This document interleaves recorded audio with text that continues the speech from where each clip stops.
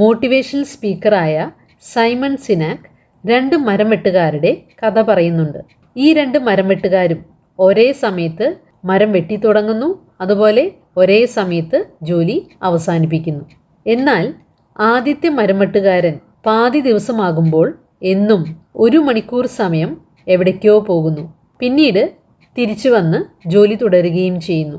എന്നാൽ രസകരമായ കാര്യം, മറ്റേ മരം വെട്ടുകാരനെ അപേക്ഷിച്ച് കൂടുതൽ മരം വെട്ടുന്നത് ഇയാളാണ്. ഇത് ദിവസവും തുടർന്നുകൊണ്ടേയിരുന്നു. ഇത് ദിവസവും ശ്രദ്ധിച്ചുകൊണ്ടിരുന്ന രണ്ടാമത്തെ മരം വെട്ടുകാരൻ ഒരിക്കൽ അയാളോട് ചോദിച്ചു, നമ്മൾ ഒരേ സമയത്ത് ദിവസവും തുടങ്ങുന്നു, അവസാനിപ്പിക്കുന്നു. ദിവസവും താങ്കൾ പാതി സമയമാകുമ്പോൾ 1 മണിക്കൂറോളം എവിടേക്കോ പോകുന്നു, എന്നാൽ എന്നേക്കാളും കൂടുതൽ മരവും വെട്ടുന്നു. എവിടേക്കാണ് താങ്കൾ ദിവസവും പോകുന്നത്?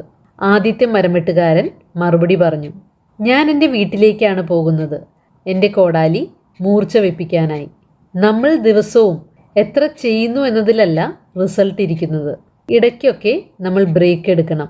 എല്ലാം തിരക്കുകളിൽ നിന്നും നമ്മളെ തന്നെ ഷാർപ്പൺ ചെയ്യാനായി, നമ്മളിൽ തന്നെ വർക്ക് ചെയ്യാനായി, ജോലി ചെയ്തുണ്ടായ ബേൺ ഔട്ട് നീക്കി ഉന്മേഷവാന്മാരായി തിരികെ വരാനായി.